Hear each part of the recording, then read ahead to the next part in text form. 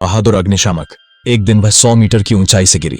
उसका शरीर जोर से जमीन से टकराया, लेकिन चमत्कार हुआ, वह बच गई और उसकी गोद में बैठी बच्ची भी सुरक्षित रही। अग्निशामक ने राहत की सांस ली। वह बच्ची के परिवार के पास गई, लेकिन उन्होंने कोई प्रतिक्रिया नहीं दी। वह उलझन में थी। अचानक उसका नाम पुकारा गया। पीछे मुड़कर देखा तो 2 अजीब आकृतियां खड़ी थीं। वे पाताल लोक के दूत थे। राजकुमार ने उन्हें देखा। उसने जल्दी से आदेश दिया, यहां से जाओ। लेकिन उसी पल उसने अपने साथियों को देखा।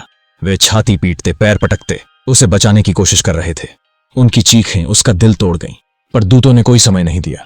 उन्होंने राजकुमार को तुरंत पाताल लोक की सुरंग में धकेल दिया। अंधेरा, भयानक भंवर, और फिर वे गुयुन दर्रे पर पहुंच गए। यहां अनगिनत आत्माएं भरी थीं। कुछ ही आत्माओं को पुनर्जन्म मिलता, बाकी को 7 स्तरों से गुजरना पड़ता, और अगर दोषी पाए जाते तो कठोर सजा। राजकुमार को प्राथमिकता मिली क्योंकि वह कुलीन था, लेकिन जैसे ही नरक का दरवाजा खुला, तीनों दूत दंग रह गए। यह अग्नि नरक था, जहां हत्या के अपराध का मुकदमा होता है। राजकुमार हैरान था। उसने कहा, मैंने कभी किसी की हत्या नहीं की, लेकिन पाताल लोक का नियम सख्त था। अगर तुम्हारे कारण किसी की अप्रत्यक्ष मृत्यु भी हुई है तो यह अपराध माना जाता है। जांच शुरू हुई। ज्याओयू ने अपनी शक्ति से अतीत देखा। सच सामने आया। एक अभियान के दौरान राजकुमार के साथी आग में फंस गए थे। वह उन्हें समय पर नहीं बचा सका। इमारत ढह गई और उसके साथी वहीं मारे गए। अभियोजन पक्ष ने कहा उसके पास समय था, लेकिन उसकी अनिर्णय ने साथियों की जान ले ली। उसे 50 साल की सजा मिले।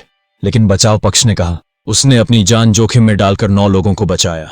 उसके साथी आखिरी सांस तक उस पर नाराज नहीं थे। अग्नि नरक का राजा यह सुनकर भावुक हो गया।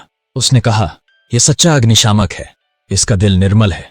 राजकुमार निर्दोष घोषित हुआ। फिर वह पहुंचा अगले स्तर पर, आलस्य का नरक। यहां उन लोगों का न्याय होता था जिन्होंने जीवन यूं ही बर्बाद कर दिया। लेकिन राजकुमार, उसने एक दिन भी आराम नहीं किया था।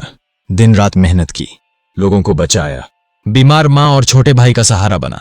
राजा चुजियांग ने उसकी जिंदगी देखी। आंखें नम हो गईं। उन्होंने तुरंत उसे निर्दोष घोषित कर दिया। मुकदमे के बाद राजकुमार और दूत आगे बढ़े। वे पहुंचे झूठ के नरक की ओर, लेकिन रास्ते में अचानक नरकीय भूतों का झुंड उन पर टूट पड़ा। यह संकेत था, राजकुमार के किसी रिश्तेदार की आत्मा अन्यायपूर्ण मौत से फंसी हुई है। समूह ने मुश्किल से जान बचाई, लेकिन दूत लाओहे चिंतित हो गया। उसने कहा, अगर सच न जाना तो आगे का रास्ता और भी खतरनाक होगा। लाओहे नश्वर लोक में पहुंचा। वह राजकुमार के घर आया। वहां उसने राजकुमार की मां लोंग्या को देखा। उनकी आंखें आंसुओं से भरी थीं। लाओहे ने उनसे विदा ली, लेकिन उसने एक रहस्य महसूस किया। राजकुमार का छोटा भाई तायसु, उसकी आत्मा असंतोष से भरी थी। तभी तायसु ने असली रूप दिखाया। वह लाओहे को पहचान गया। उसने कहा, मैं पाताल लोक में नहीं जाना चाहता, मेरा बदला अभी बाकी है। और फिर वह खिड़की से उड़ गया। लाओहे उसके पीछे दौड़ा। आसमान में तेज पीछा हुआ, लेकिन अचानक लाओहे जाल में फंस गया। तायसु गायब हो गया। लाओहे ने उसकी वर्दी देखी। उसे याद आया तायसु सेना में था। वह समय में पीछे गया। उस दिन पर जब तायसु मरा था, सच्चाई डरावनी थी। तायसु की मौत गोली से नहीं हुई थी, बल्कि उसे जिंदा दफना दिया गया था। कहानी ये थी, एक नए रंगरूट की बंदूक गलती से चली। गोली तायसु को लगी। वह जिंदा था, बस लकवाग्रस्त, लेकिन उसके लेफ्टिनेंट ने लालच में अपराध छुपाया। उसने रंगरूट को उकसाया और दोनों ने मिलकर तायसु को जिंदा दफना दिया। तायसु की चीखें मिट्टी में दब गईं। उसका दिल आक्रोश से भर गया। यही कारण था कि उसकी आत्मा पाताल लोक में बंधी रही। लाओहे ने यह सच्चाई देखी। उसकी आंखें नम हो गईं। तायसु को जिंदा दफनाने के बाद लेफ्टिनेंट ने अफवाह फैलाई, वह भगोड़ा है।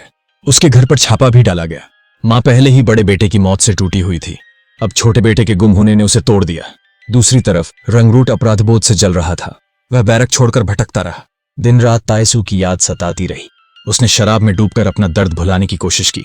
बार में नाचते हुए उसकी आंखों से आंसू बह रहे थे। अचानक झूमर जोर से हिला।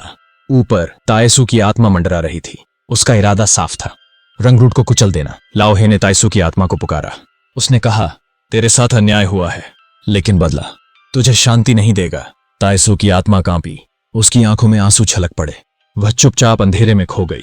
लाओहे जानता था, यह सिर्फ शुरुआत है। सच्चाई को उजागर करना जरूरी है, तभी आत्माएं मुक्त हो पाएंगी। राजकुमार और दूत फिर से रास्ते पर निकले। उनके सामने अभी और नरक इंतजार कर रहे थे। हर स्तर पर नए आरोप, नई कसौटी। लेकिन अब तक जो दिखा, उसने एक बात साफ कर दी। राजकुमार का दिल पवित्र था। उसकी जिंदगी बलिदान और सेवा की कहानी थी। वह सिर्फ अग्निशामक नहीं था, बल्कि एक सच्चा नायक।